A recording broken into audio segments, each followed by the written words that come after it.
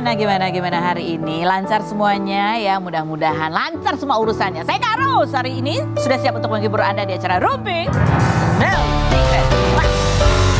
Dengan obrolan bersama beberapa bintang tamu kita, ada berbagai hal yang ingin kita bicarakan ya. Ini semua hari ini bintang tamu kita semua perempuan ya. Ada yang satu yang kemarin tuh punya pendapat, kemudian ada yang mengkonter ya, soal masalah pilihan hidupnya untuk punya anak atau nggak punya anak. Yang kedua adalah yang kemarin rame karena mobilnya ditarik leasing ya kan, terus jadi konten TikTok gitu. Tapi udah ditebus lagi sama dia. Padahal yang ngegadein itu orang lain gitu ya. Yang ketiga bahasanya adalah yang mau menikah tapi masih dirahasiakan siapakah calon. Ya kenapa dirahasiakan? Takut di apa? Ada Daniel yang menemani kita. Kita ke pojokan dulu untuk bahas berita-berita yang hot baik yang datang dari dunia nyata maupun dari dunia. Nah, ya, berita apa? Ini sebenarnya udah terjadi lama sekali ya, tapi ini baru update lagi nih karena menarik sih ini untuk menjadi perhatian kita, untuk menjadi sebuah pembelajaran. Jangan mudah tersilaukan oleh yang namanya crazy rich gitu ya. Ini adalah kasusnya Doni Salmanan. Ini salah satu apa itu istilahnya afiliator gitu ya, afiliator dari platform investasi judi berkedok investasi gitu kan kalau nggak salah ya. Yang kemarin kan pada tanggal 15 Desember sudah jatuh tuh vonisnya dari pengadilan negeri Bandung ya, bahwa vonisnya kan 4 tahun penjara tapi hartanya tidak ada yang disita gitu karena dianggap dia hanya menyebarkan informasi yang salah atau yang palsu begitu. Nah, dia mengajukan bandingnya ternyata malah lebih berat bro. Bandingnya malah dia dihukum penjara selama 8 tahun plus seluruh hartanya itu disita untuk negara, ya kan? Karena justru kena pasalnya atau yang terbukti adalah bahwa dia ada tuh dugaan, bukan dugaan ya, terbukti bahwa terlibat dalam pencucian uang gitu ya. Pada saat vonis yang 15 Desember itu kemarin, wah korban-korbannya pada marah semua gitu ya, tidak puas dengan putusan hakim. Yang ngajuin banding pihak Doni Salmanan ya, gitu kan, malah tambah berat. Tapi ya yang menjadi aku bingung juga ya, ini kan duitnya duit klien-kliennya ya kan. Terus habis gitu kenapa disita oleh negara? Berarti kan kliennya korban-korbannya tetap gak akan dapat ganti rugi ya kalau begini caranya. Komentar netizen, coba kita baca komentar netizen. Kok bisa jadi gitu ya? Padahal dia udah santun loh, dermawan lagi. Gimana? Gitu ya, memang orang tuh gitu ya. Kadang-kadang tuh orang yang salah itu bisa jadi benar karena dia santun. Iya, gitu. Itulah kita ya, manusia yang gampang banget. Itu tuh lemah banget, kita tuh baik banget sama orang. Yang berikutnya, sesuai prediksi para ahli hukum gitu. Yang lainnya, apakah sang istri sanggup menunggu 8 tahun? Iya, tanya aja sama istrinya. Yang berikutnya apa? Lagi ada komentar, banding lagi dong ke MK, siapa tahu dapat bonus 12 tahun. Dan dapat door prize obat mata minus. Obat mata minus, asal itu lagi banyak banget ya iklannya ya. Mata minus. Yang berikutnya ada lagi komentar, betah ya 8 tahun selamat berlibur. Betah ya, siapa yang betah? Ada lagi komentarnya, gak ada. Dah alhamdulillah lu 4 tahun malah banding katanya gitu. Ya itulah ya namanya juga. Tapi ini jadi pembelajaran ya buat kita semua, diingatkan lagi bahwa yang namanya kaya secara instan itu ya itu patut kita curigai gitu ya, karena ya orang itu kan berproses ya kan. Dan kalau yang lebih instan lagi mungkin gini kan. Ada jinnya gitu. Enggak. Ya ingat ya, semua itu butuh proses, butuh kerja keras. Jadi kalau Anda mendapatkan tawaran keuntungan yang banyak sekali, itu harus curiga. Karena kalau keuntungannya besar dalam waktu singkat, itu berarti biasanya resikonya juga besar. Karena ya semakin tinggi pohon, nggak ada hubungannya. Oke, kita menuju ke bintang tamu kita yang berikut ini. Ini adalah seorang artis komedian yang wah ini makin keren banget sih kalau keahliannya untuk berimpersonate gitu. Tapi ya itu semakin tinggi pohon semakin banyak anginnya. Ketika dia punya pendapat banyak mengkonter, tidak setuju gitu ya. Sempat rame juga. Kita lihat dulu profilnya Rina Nose berikut ini. Oke, sudah bersama dengan Rina Nose. Aduh, terakhir aku lihat Rina Nose mengimpersonate Bunda Korla ya ampun. Alay. Sampai make up dia tuh plek banget gitu loh. Keren, kamu follower ya? Aku follower. Sampai sekarang masih ikut ngikutin? Masih lah, masih nontonin live-nya gitu. Jadi ketika ada permintaan kamu impersonate udah lebih gampang dong ya? Karena sudah. Tapi dulu nggak bisa awal-awal. Kenapa? Susah niru ini susah. Apanya? Tantangannya apa kalau niruin Bunda Korla? Ciri khasnya susah gitu. Jadi kayak padahal ada kelihatan ciri khasnya, tapi pas mau diikutin, kok susah banget ya? Kok susah ya gitu. Kayak aku niruin Feni Rose itu susah. Masa sih? Iya. Yang ada di dunia nyata maupun ada di dunia maya. Jadi akhirnya kamu nemuin kliknya tuh apa ternyata? Apa ya, pas udah terus-terusan aja, terus-terusan Latihan, dicobain, latihan. cobain. Dapat, tapi kalau yang pengikutnya Bunda Cora tuh pasti tahu letak nggak miripnya di mana, letak miripnya di mana Astaga, gitu. ini tantangan ya. Banget. Ini salah satu yang menantang. Good, karena sangat unik ya. Yes. Unik. Masih ingat ada satu jargon yang kamu ulang berkali-kali latihannya? Yang mana? Yang paling diulang berkali-kali yang mana? Iya. Kayak mana? Kayak gitu, iya. Itu susah banget dapetin itu. Gininya ya. Karena kan logatnya beda. Oh iya. Hebat banget sih dia. Iya kan? Pakai acara nyanyi lagi. Oke, ini Rina Nose, ini keren banget sebagai aduh top banget sih kamu sebagai impersonator. Kayaknya lama-lama kamu tuh semakin jagoan banget gitu ya, sebagai profesional gitu ya. Iya, Kalau misalnya kamu disuruh impersonate orang yang bentuk badannya kalau Bunda Cora kan kurus ya, kurang lebih mirip lah sama kamu. Tapi kalau yang lebih bohai gitu, gimana? Apakah kamu akan Lebih ke ekspresinya aja, Ekspresinya mimiknya, aja. mainin mimik gitu. jadi kalau badannya enggak ya, Enggak. lebih ke gesture-nya itunya. Oke, baik. Mimik gitu. Nah ini yang kemarin rame adalah, pemikiran Rina Nose punya anak tambah masalah, tuai kontroversi. Obrolannya di podcastnya Melanie Ricardo ya. Iya, Ada iya, cuplikannya? Coba kita lihat cuplikannya komentarnya. Bisa lihat. Oke, ini ada Seperti itu. satu influencer juga yang kemudian mengomentari, dibilang katanya kan dia belum pernah punya anak, di mana dia tahu kalau punya anak itu begini ribet, berarti tidak valid loh pendapat kamu itu ya. Nggak ada ya? Ada, coba kita lihat. Ada. Ini termasuk juga klarifikasinya Rina Nose. Seperti Ini itu. menarik ya. Zaman sekarang ini semakin banyak orang yang menyadari ya bahwa apakah dia bisa menjadi orang tua gitu karena tidak ingin membuat luka Yes. di anak-anaknya. Betul, Itu juga betul, kah kesadaran kamu? Iya, salah satunya itu. Kan berdasarkan pengalaman, perenungan panjang, introspeksi, melihat ke dalam diri sendiri, ini tuh apa kekurangan aku, apa kelemahan aku tuh apa.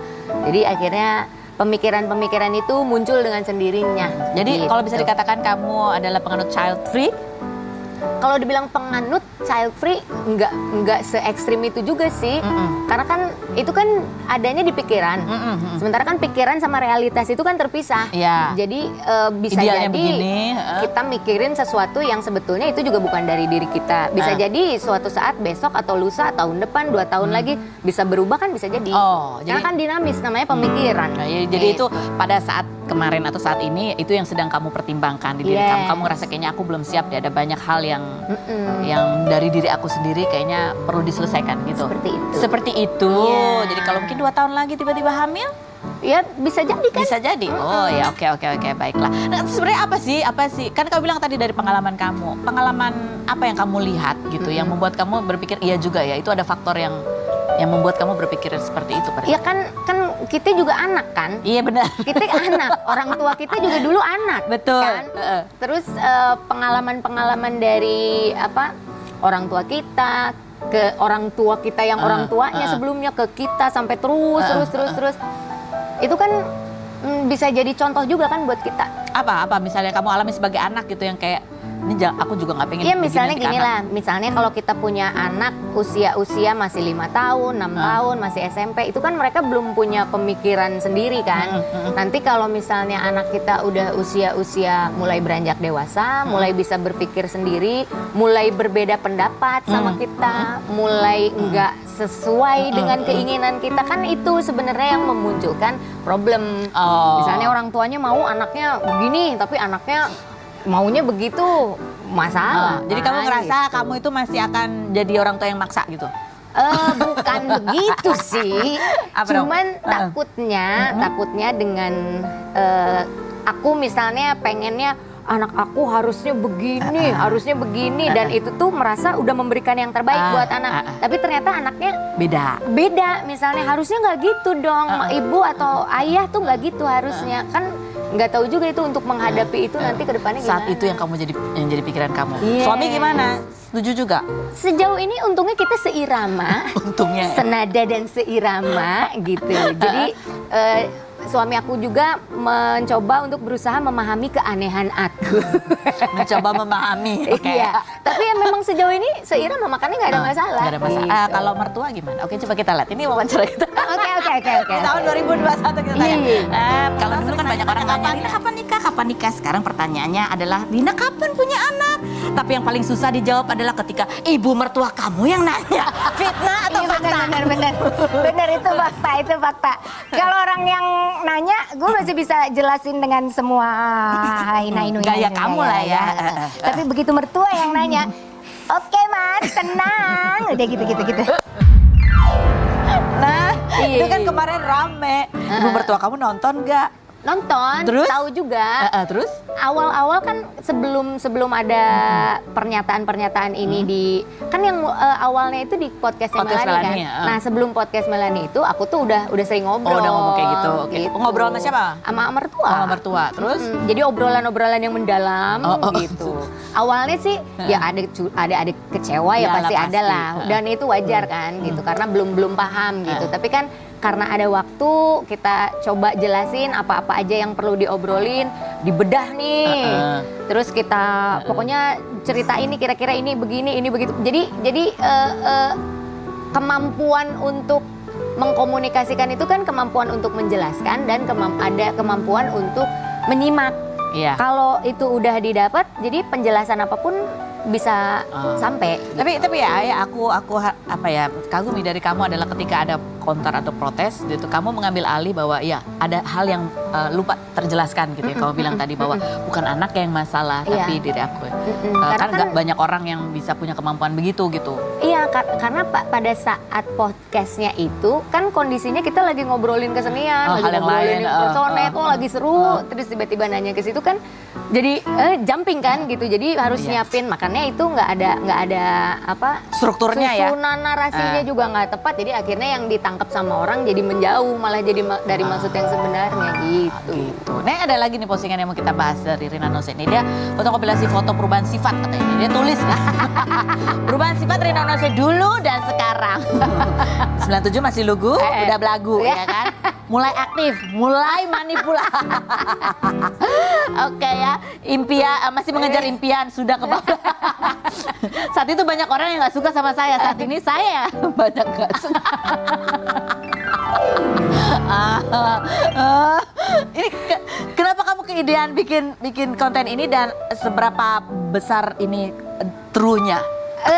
Ini Kebenarannya. sebenarnya iseng aja sih, Iseng. kan biasa pasti kalau konten-konten kreator tuh lagi diem atau lagi apa suka ada muncul Ide ide apa? apa gitu. Nah aku juga tiba-tiba aja muncul ide ini, bikin yang lucu-lucu. Tapi apa ya kata-katanya yang kira-kiranya ada bahasa-bahasa kalimat-kalimat yang agak sedikit estetik gitu ya. Makanya ada aktif, manipulatif. Jadi yang ada if-ifnya belakangnya apa ya? Berima gitu. Nah ini loh ini kan dulu banyak tuh hatersnya. Nah ini aku pengen tanya nih, saat ini saya yang banyak gak suka sama orang. Enggak kan biasanya kan kalimat-kalimat tuh biasanya gitu. Kalau dulu tuh saya banyak yang gak suka sama saya, tapi ya alhamdulillah sekarang orang udah mulai suka gitu. Aku mau bikin kesebalikannya twistnya aja. Ya, sebenarnya kan kayak komedi aja gitu. Nggak, tapi ya itu kan biasanya orang kadang-kadang kebenaran itu ditutupi dalam bentuk komedi. Makanya aku tanya ini beneran atau cuma sekedar komedi? Ya bisa jadi. Tapi bisa real ya. Semakin kita usia kita kan semakin memilah mana yang mau menjadi inner di dekat kita sama yang enggak. Oke, sekarang kita mau nanya. Ciri-ciri orang yang nggak akan kamu masukin ke dalam circle terdekat kamu. Satu. Ciri-ciri orang yang tidak akan kamu aku masukkan masukkan dalam circle terdekat kamu gitu. yang nggak sefrekuensi lah. Ya apa itu yang sebenarnya? Contohnya yang nggak ngerti pilihan kamu. Bukan yang harus dimengerti, cuman maksudnya Atau sifatnya yang kayak apa deh? Atau perilakunya yang kayak apa sih? kayak apa ya? Kayak apa ya? Yang kamu nggak suka deh, yang kamu nggak suka orang kayak apa? Yang aku nggak suka, yang nggak jujur, Yang nggak jujur. terus yang bermanis-manis tapi busuk. Apalagi ya udah gitu-gitulah. Kayak gitu-gitu ya. Kayaknya kita sama deh, semua orang juga kayaknya sama deh. Iya, mungkin kali kamu ada sesuatu yang kayak kayak gitu ya. Orang lain mungkin biasanya kalau kamu tuh itu amit-amit gitu. Apa ya? Yang kalau diajak ngobrol nggak nyambung, udah itu. Oh iya. Jadi kayak kita masih ngobrol lagi sama Rina Nose. Kita gabung nanti sama perempuan-perempuan yang lain dengan beda-beda pemikirannya. Yang kemarin yang lagi viral nih, ngikutin gak sih viral tuh di TikTok yang dia bikin konten ketika ada debt collector menyita mobilnya karena BPKB-nya digadekan untuk leasing dan tidak terbayar begitu ya. Tapi udah dibayar lagi. Seperti itu. Seperti itu. Oke. Kenapa bisa keidean gitu bikin konten TikTok? Kita lihat profilnya Clara Sita. Berikut.